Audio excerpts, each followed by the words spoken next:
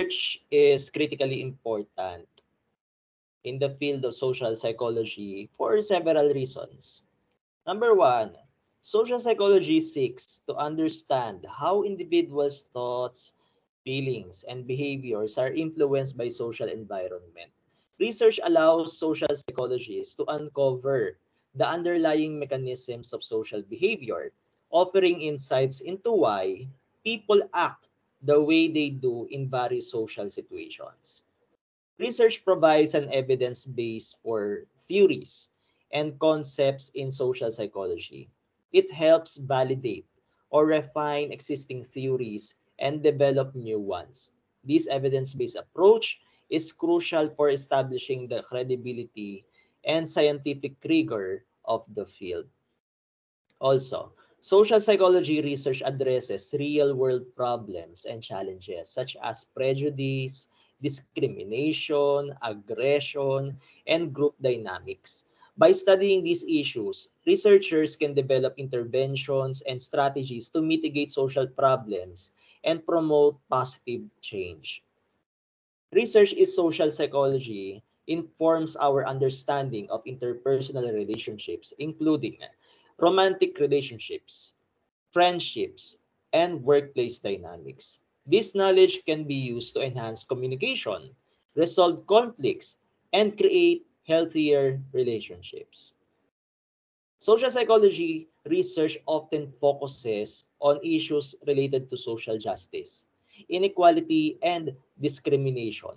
By uncovering the underlying causes and consequences of these issues, researchers can advocate for policies and interventions aimed at promoting fairness and equity.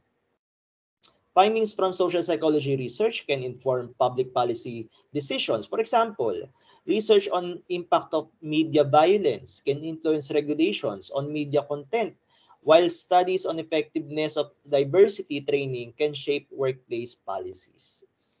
Social psychology research contributes to the development of interventions and programs designed to prevent or address social problems. For example, research on bullying has led to anti-bullying campaigns in schools. Understanding the factors that contribute to happiness, well-being, and mental health is central focus of social psychology. Research in this area can help individuals and communities improve their overall quality of life. Social psychology research often explores cultural differences and the impact of culture on behavior. This knowledge can promote cross-cultural understanding and sensitivity. Research drives innovation and progress in the field of social psychology. New methodologies, theories, and empirical findings continually expand our knowledge and lead to new research questions and directions. So, research is the cornerstone of social psychology, enabling the field to gain deeper understanding of human behavior in social contexts and providing solutions to some of society's most pressing challenges. It is through rigorous research and that social psychologists contribute to positive social change and the well-being of individuals and communities. Now let's talk about with the previous lesson on constructing our realities. Constructing our realities is a complex process influenced by various psychological mechanisms and social factors. Social psychology helps us understand how we shape our perceptions of the world, how we think about social situations, and how our attitudes are influenced by behavior. Let's explore these concepts in more detail. Let's discuss attribution theory. This attribution theory explains how we make sense of others' behavior by attributing it to internal or personal or external or situational factors. For example, if a coworker is consistently late for meetings, we might attribute it to their laziness, internal attribution, or heavy traffic, external attribution. Our attributions affect how we perceive and interact with others. Now, let's talk about stereotypes. We construct our realities in part by categorizing people into groups and forming stereotypes about those groups. These stereotypes can influence our expectations and judgments of individuals based on their group membership, often leading to biased perceptions. Now, let's talk about the perceived power and peril, or social intuitions. Our social intuitions often include perceptions of power and danger in social interactions. For example, when encountering a person in police uniform, we might intuitively perceive them as powerful and potentially threatening, which can affect our behavior and responses. Let's talk about implicit bias. Implicit biases are unconscious attitudes or stereotypes that affect our judgments and behavior. They can be powerful and shape our responses without our awareness. For example, implicit bias can lead to differential treatment based on race, based on gender, or other social categories. Next is what we call the cognitive dissonance on attitudes shaped by behavior. Cognitive dissonance theory suggests that when our attitudes and behavior are inconsistent, we experience discomfort and seek to resolve this conflict. For example, if someone values environmental conservation but frequently uses disposable plastic, they may experience cognitive dissonance and either change their behavior or rationalize it to align with their values. Another is what we call the foot in the door phenomenon. This principle suggests that agreeing to small requests can lead to greater compliance with larger requests. For example, if someone agrees to sign a petition for political cause, they may later be more likely to volunteer or donate to some cause or same cause. Our attitudes can be shaped by roles we adopt as well. For example, if a person becomes a parent, they may develop new attitudes and values related to child rearing that were not as salient before. Social psychology explores how these processes of social thinking, intuitions, and attitudes influence our interactions with others and the world around us. It underscores the importance of self-awareness, critical thinking, and empathy in navigating social situations and constructing a more inclusive and harmonious social reality. Additionally, understanding these processes can help identify and address biases and stereotypes, leading to more equitable and just societies. Now, let's talk about the social psychology examining how both social influences and individual dispositions shape human behavior. These two factors interact in complex ways, often influencing our actions and reactions. Okay, let's discuss how each of these aspects impact behavior with practical examples and situation on social influences. Social influences such as peer pressure or group norms can lead to individuals to conform to behavior or opinions of others. For example, if a classroom students students might change their answers to match those of their peers, even if they know their original answers were correct. Imagine a scenario where a group of colleagues, another example, regularly takes extended lunch breaks. Even if an employee initially prefers shorter breaks to focus on work, the social influence of the group may eventually lead them to adapt the behavior of taking long breaks. Okay? Another is the obedience. Social authority figures like teachers, parents, or bosses can exert significant influence over individuals' behavior. For example, a person may follow a teacher's instructions to complete a challenging assignment, even if they are initially lack motivation. In a corporate setting, on the other hand, employees may follow management directives to implement a new work process. Even if they have reservations about its effectiveness, the influence of authority figures can shape their behavior in this context. Okay. Now let's talk about the dispositions. Personality traits. Individuals' dispositions such as personality traits play significant role in shaping behavior. For example, an extroverted person may naturally gravitate towards social gatherings and enjoy engaging in group activities. In a workplace, an introverted employee may prefer to work independently and may excel in roles that require focus and minimal social interaction, while extroverted colleague might thrive in roles involving teamwork and client interactions. In terms of mood and emotions, this has something to do with dispositions again.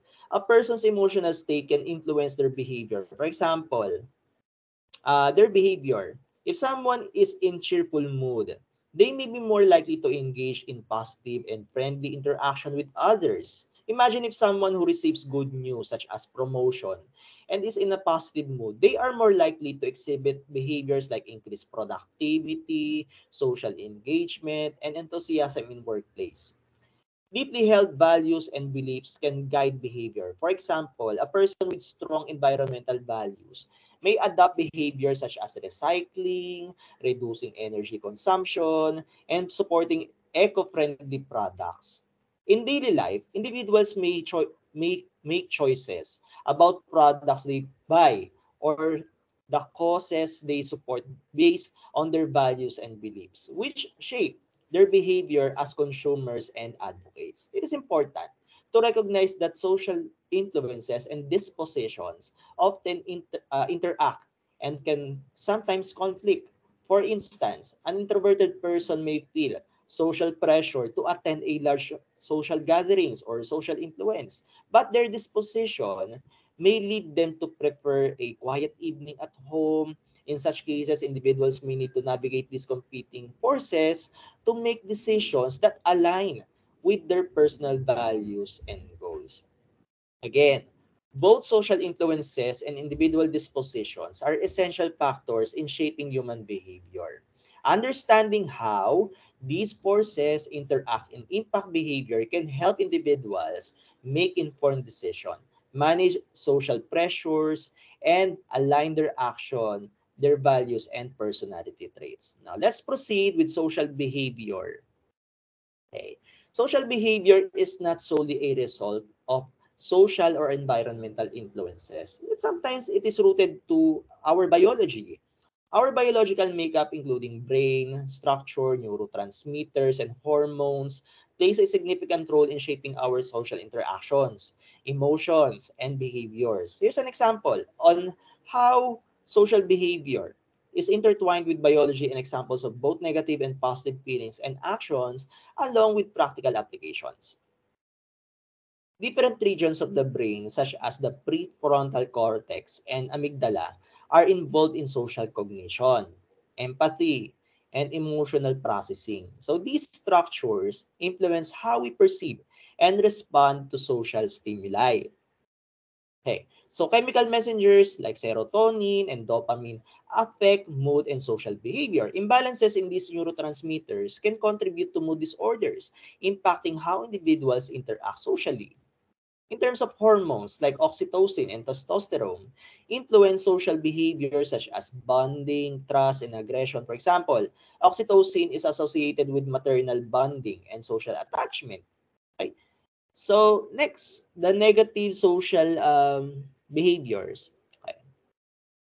Let's talk about prejudice. So negative attitudes and stereotypes about individuals or groups based on characteristics like race, gender, or ethnicity can lead to prejudice behavior. For example, if someone may discriminate against a coworker because of their nationality driven in part by societal biases, recognizing the biological and social factors contributing to prejudice can inform interventions aimed to reducing biases and promoting diversity and inclusion. In terms of aggression, okay, aggressive behavior can result from complex interplay of biological and environmental factors. Neurotransmitters like serotonin and cortisol are linked to aggression. In some cases, aggression may escalate into violent behavior. Understanding the biological underpinnings of aggression can inform treatments for individuals with aggressive tendencies, such as therapy and medication. Okay. Now let's talk about altruism or the positive behaviors. No? So altruism refers to selfless acts of helping others without expecting anything in return. Biological mechanisms like release of feel-good neurotransmitters such as dopamine can reinforce altruistic behaviors. Promoting altruism in society can be encouraged through education and community initiatives that emphasize the positive emotional rewards associated with helping others. Next is love and attachment. So feelings of love, attachment, and bonding are closely tied to biological processes involving hormones like oxytocin and vasopressin.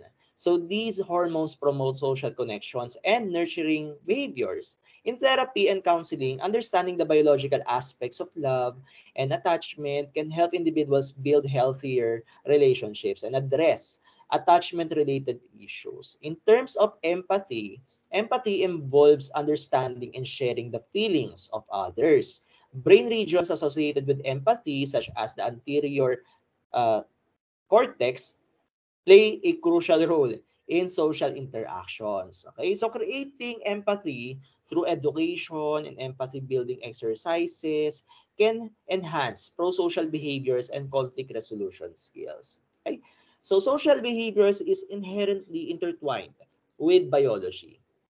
Understanding the biological basis of social behaviors can provide insights into the mechanisms that underlie both negative and positive social interactions. Practical application range from promoting empathy, reducing empathy or prejudice rather, and managing aggressive tendencies to build healthier relationships and nurturing pro-social behaviors in individual communities. Again, social psychology can be applied in various life contexts to better understand, analyze, and improve social interactions, the behaviors, and relationships. Okay? So here are some ways in which social psychology can be applied in real life. Okay? So teachers can use social psychology principles to create positive classroom environment, to reduce bullying, enhance learning through effective group dynamics and communication. Social psychologists' insights into group dynamics can help organizations build cohesive, productive teams. This includes promoting collaboration, communication, and resolving conflicts. In terms of leadership and management, understanding motivational factors, leadership styles, and the impact of social influence can help managers become more effective leaders and create motivating work environments. In terms of diversity and inclusion, social psychology can inform diversity and inclusion efforts by addressing biases, prejudice, and discrimination in hiring, promotion, and workplace culture. In terms of marketing and advertisement, marketers can apply social psychology principles to better understand consumer decision-making preferences and the effectiveness of advertising and branding strategies. Okay, so advertising and sales in terms of persuasion, techniques can benefit from knowledge about persuasion, including the principles like scarcity, social proof, and authority, which can influence consumer behavior. Okay?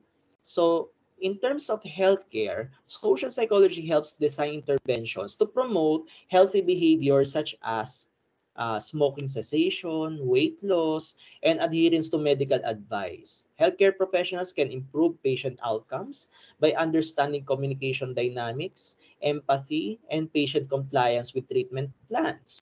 So, mediators can also be part of social psychology to facilitate negotiations, resolve disputes, and improve communication between conflicting parties. Okay, so diplomats and policymakers, for example, can apply social psychology to understand the dynamics of interpersonal or international conflicts, negotiations, and diplomacy. Right, so there are a lot of applications of this, such as the social services, uh, crisis intervention, no, law and criminal justice, wherein the social psychology informs legal processes such as jury selection, eyewitness testimony, the reliability, and understanding factors that influence criminal behavior. Okay? So also can be applied with environmental conservation to change the efforts by promoting sustainable behavior such as recycling, energy conservation, and reducing waste. No? In terms of politics or creating policies, political strategies can apply social psychology principles to campaign, messaging, voter persuasion, and mobilization efforts. Right? So advocacy groups can use social psychology insights to build coalitions, influence public opinion, and develop effective advocacy. Okay? So in essence, social psychology provides valuable tools and knowledge to address wide range of real-life challenges and improve the quality of interactions, decision-making, and relationships in various settings or contexts. Okay?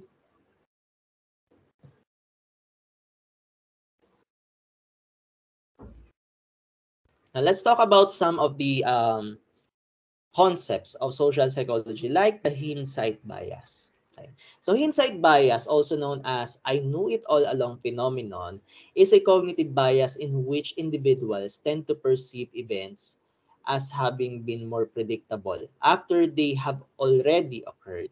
So people tend to believe that they knew that outcome or could have been predicted it, even when they had no such foresight at the time. So hindsight bias can have several practical applications. And it is important to recognize and address this bias in various situations. So here's an explanation or some explanations, practical application and situation. Okay, in terms of legal context, hindsight bias can influence legal proceedings such as criminal trials or accident investigations. It can lead jurors, investigators, or experts to believe that events were more foreseeable than they actually were, potentially affecting the outcome of cases. For example, in a personal injury case, jurors might exhibit hindsight bias by thinking that the accident was preventable if only the defendant had taken certain precautions, even though those precautions were not necessarily obvious or known beforehand. In terms of medical diagnosis can be affected by this bias. Hindsight bias can affect medical professionals' judgments and evaluations. Doctors might mistakenly believe they could have predicted a patient's illness or condition earlier than they actually did. For example, after a patient is diagnosed with a rare disease, a doctor may say, I knew it all along, when in reality, the diagnosis was challenging and required time and additional tests. Okay? So in terms of other factors like investment and financial decision, hindsight bias can lead investigators and financial analysts to believe they could have foreseen market trends or stock performance. So this bias can influence investment decisions and evaluation of past investment choices. So an investor might claim that they knew a particular stock was going to soar in value when in fact they made the decision based on incomplete information like everyone else. In terms of academic and learning, recognizing hindsight bias is important in educational context. Students may think they could have predicted the correct answer on a test or solve a problem easily once they know the solution. For example, a challenging exam, a student might say, I should have known that, even though they found material difficult during their study preparation. Okay?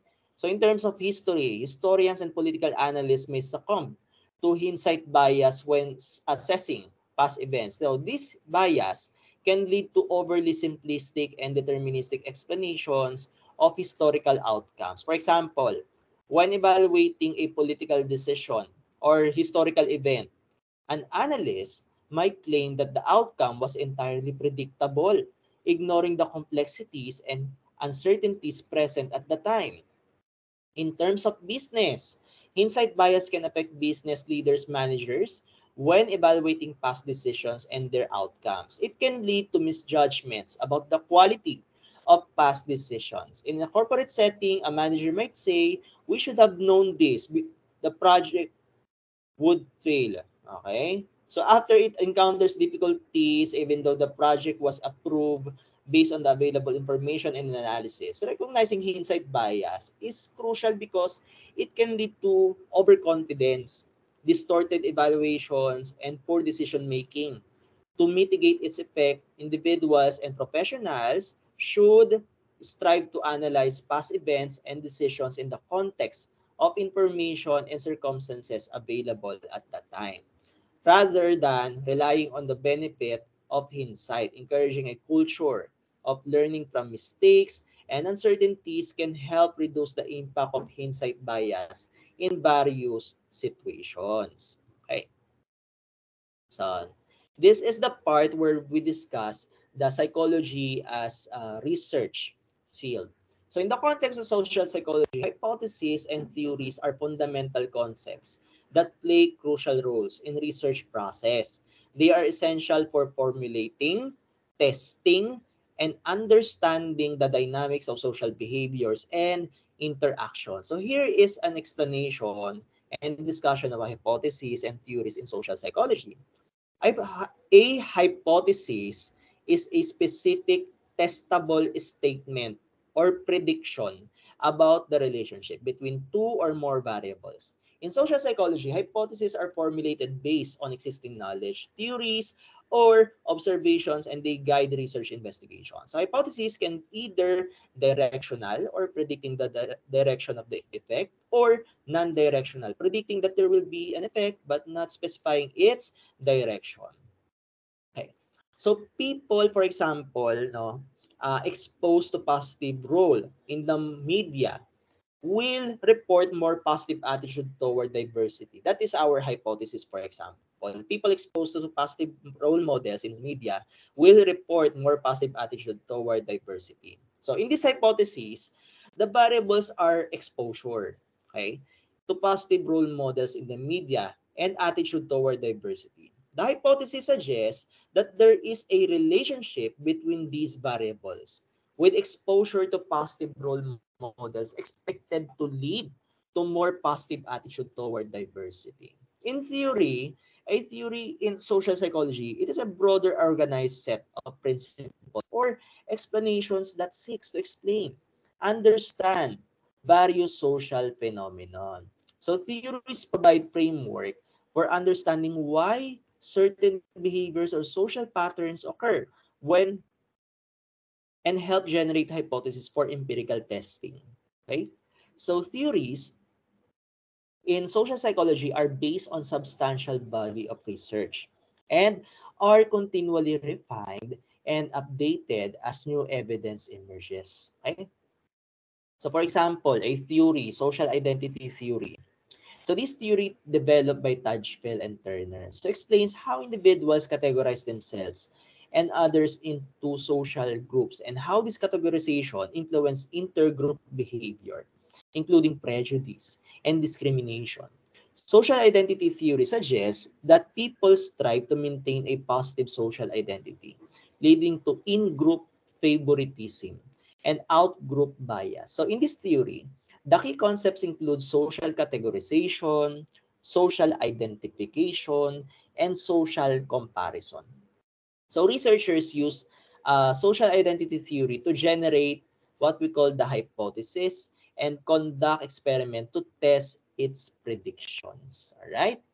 So hypotheses are derived from theories. Again, hypotheses are often generated from existing theories. So researchers use theories as a foundation to formulate a specific hypothesis that can be empirically tested. Hypotheses are tested through empirical research to determine if they are supported or refuted. The results of multiple studies contribute to development and refinement of theories. So over time, a body of research supported by hypotheses and consistent with the theory can lead to a deeper understanding of social phenomenon. Theories are continually updated, yes, to incorporate new findings and insights. So hypotheses guide the researcher process by research process by providing specific predictions that researchers can investigate. This structured approach helps researchers design experiments, collect data, and draw conclusion. Okay? In the field of social psychology, researchers employ various research methods to study human behavior, attitudes, and interaction. So three common research approaches in social psychology are field research, correlational research, and experimental research. Here's how they differ from one another in terms of the social psychology. So field research involves observing, studying individuals' behavior and interactions in their natural, real-world settings without manipulating variables or introducing controlled conditions. Okay. So for example, researchers collect data in real-life contexts such as classrooms, workplaces, public spaces, or homes. So observations are typically unobtrusive, okay? Meaning that participants may not be aware they are being studied or being observed. Field study research aims to provide insight into natural behavior and often explores complex social phenomenon in depth. Okay, so a researcher might conduct field research in school to observe bullying dynamics and understand the factors contributing to it. Observing and documenting how people interact in public park, for example, to study the formation of social groups. So advantage could be captures real-world behavior and context, high external validity as findings are applicable to real-life situations, useful to studying complex social behaviors. However, there are some limitations. Lack of control over variables may limit researchers' ability to establish causal relationships. Observer bias can affect the accuracy of data collected. Difficulty in replicating studies due to unique nature of field settings. Next is the correlational research.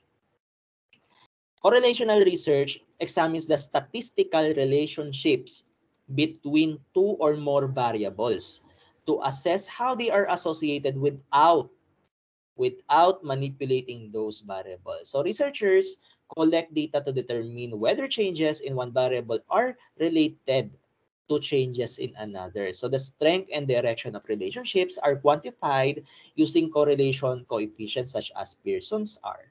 So correlational research helps identify patterns and associations between variables. For example, investigating the relationship between self-esteem and academic performance among students. So studying correlation between social media usage and feelings of loneliness. Okay? So some advantages.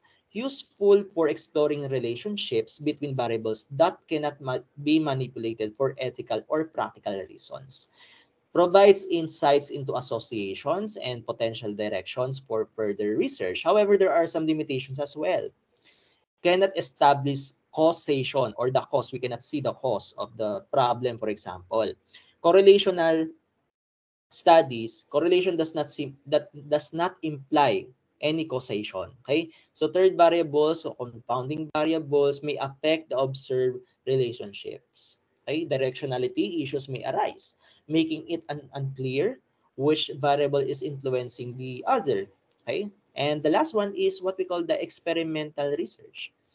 So experimental research involves manipulating one or more independent variables to observe their effects on dependent variables. So while controlling or potential confounding variables. So researchers randomly assign participants to different experimental conditions.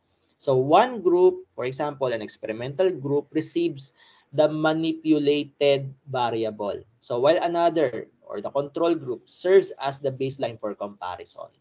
So experiments aim to establish causal relationship, no, by isolating variables of interest.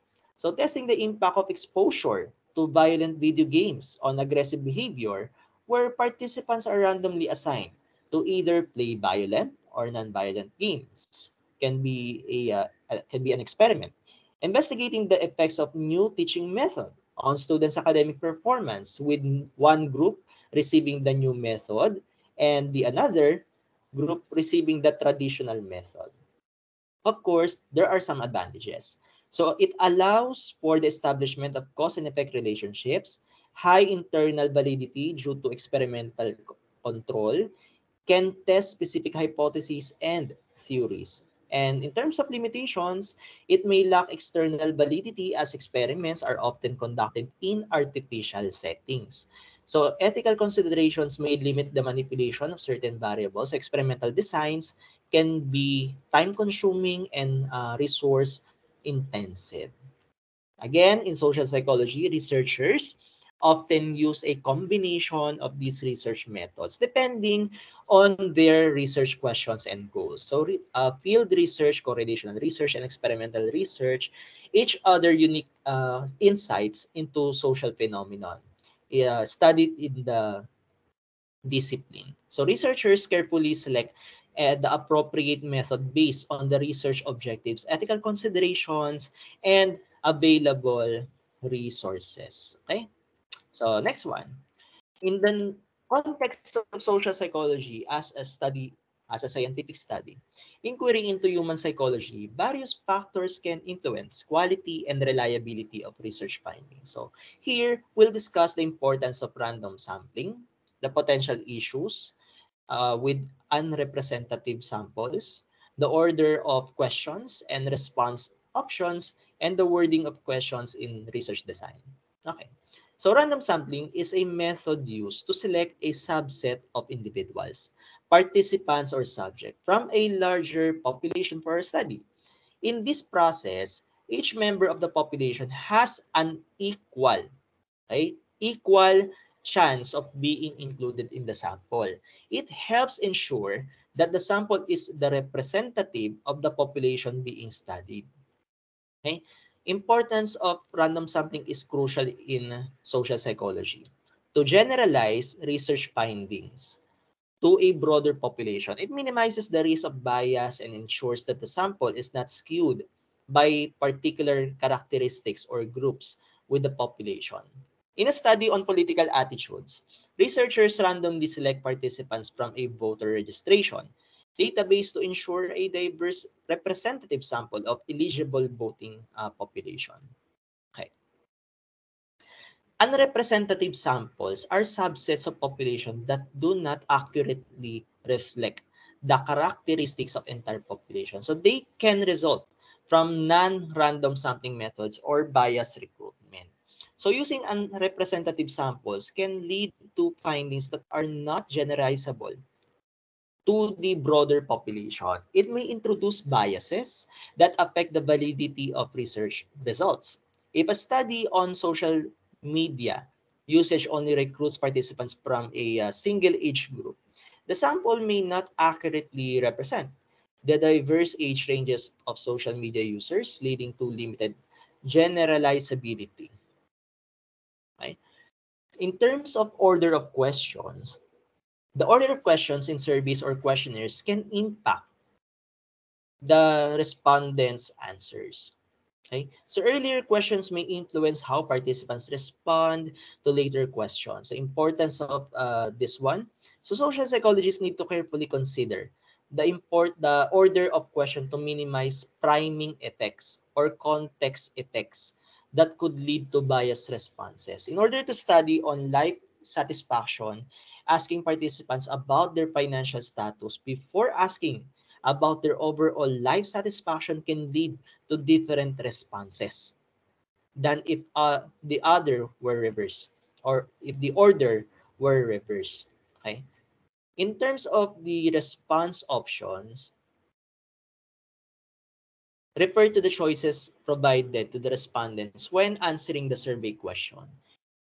The options provided can influence how individuals frame their responses. Researchers must offer clear and balanced response options to obtain accurate data. Bias or leading responses or options can skew results. When assessing political ideology, for example, response options should include a range of positions such as liberal, moderate, conservative, for example, rather than favoring one end of the spectrum. Okay? So the way questions are worded can influence how participants interpret and respond to them. Ambiguous or leading wording can introduce bias as well. Precise and neutral wording is crucial to avoid unintended influence on participants' responses and to ensure that questions are interpreted consistently. When studying attitudes toward climate change, asking, do you agree that climate change is a pressing global issue, may yield to different responses compared to, do you believe climate change is a hoax? Okay? So in social psychology, rigorous research, design and methodology are essential to ensure the validity and reliability of findings. Proper random sampling, careful consideration of question and order of wording, and offering unbiased response options contribute to the scientific rigor of studies in this field. Researchers strive to minimize potential sources of bias to better understand complexities of human behavior and cognition. Okay? So random assignment, again, is the process of randomly assigning the participants to different experimental conditions or groups. So it ensures that each participant has an equal chance of being in any experimental group. Random assignment helps control for individual differences and increase the internal validity of the experiment. The independent variable, okay, this one, the independent variable or the IV, is variable manipulated by the researcher. So it is the factor or condition that researcher believe will have an effect on the dependent variable or the dependent variable or the DV. Okay. So importance is that in social psychology experiments, the independent variable or the IV is often a social factor, such as the presence of confederate, exposure to a particular message, or the level of social support provided to the participants. Okay? On the other hand, the dependent variable, it is the outcome or the variable that the researchers measure to assess the effect of the independent variable. So it represents the response of the behavior of interest. Okay? So importance is that in social psychology, studies can include attitudes, behaviors, or emotions, physiological responses that are relevant to the research questions. Okay? In terms of replication, replication involves conducting a study again, typically by different researchers to verify the original findings. Replication is a cornerstone of scientific research and helps ensure the reliability and validity of the research results. Okay? So why is it important? So replication is essential in social psychology to confirm the robustness of experimental findings and reduce the likelihood of false positives. Okay. Next is the deception. Deception involves intentionally misleading participants about the true purpose or nature of the study to prevent bias in their responses or behaviors. So deception is used sparingly in social psychology to avoid demand characteristics and obtain more natural responses in experiments. So ethical guidelines require the researchers to debrief, okay, the participants after the deception. So why is it important to have deception? Okay. So we know that sometimes no, likely the participants may be influenced by the researcher or the intervention, and likely we may receive different outcomes when we inform them that we are researching. Okay. Next is the informed consent.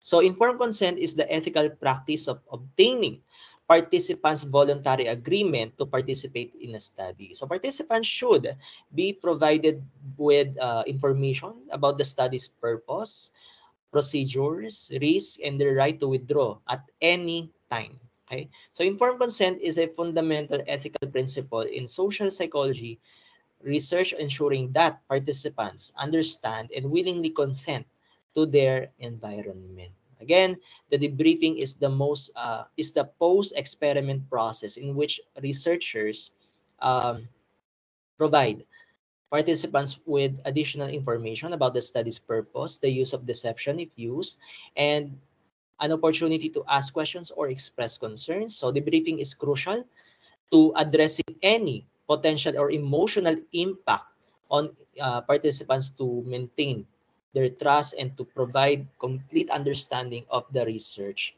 process. Okay, so with this, now we mentioned the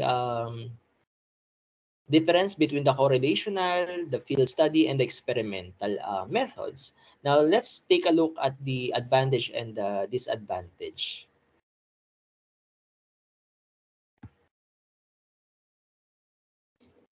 So it is important to note that correlational methods focus on observing and analyzing naturally occurring relationships, whereas experimental methods involve manipulating variables to establish causal links. The choice of methodology depends again on the research questions and the ability to control and manipulate variables in an ethical and feasible manner. Both methodologies have their strengths and limitations and are valuable tools for advancing our understanding of social psychology. Okay. So in terms of correlational study or methods, the researchers collect data on two or more variables of interest without manipulating any variable. So we use statistical techniques such as Pearson's correlation, coefficient, or regression analysis being used to examine the strength and direction of associations between variables. So likely, somewhat a naturalistic approach, observation often occur in real-world setting where researchers record behavior, attitudes, or responses as they naturally occur. Whereas in terms of experimental methods, experimental manipulation, researchers manipulate the independent variable or variables by introducing control changes, conditions, or treatments. Participants randomly assigned to different experimental conditions to ensure that each group is comparable in all aspects except for the manipulated variable. We also have control groups. So experimental designs often include control groups that do not receive experimental treatment but serve as a baseline for comparison. On data collection, data on the dependent variable are collected before, during, or after the experimental manipulation. So the experiments are typically conducted in controlled laboratory settings to maintain consistency and over variables. So that's it. Thank you so much for listening, and I hope you learned from this video presentation. Thank you so much.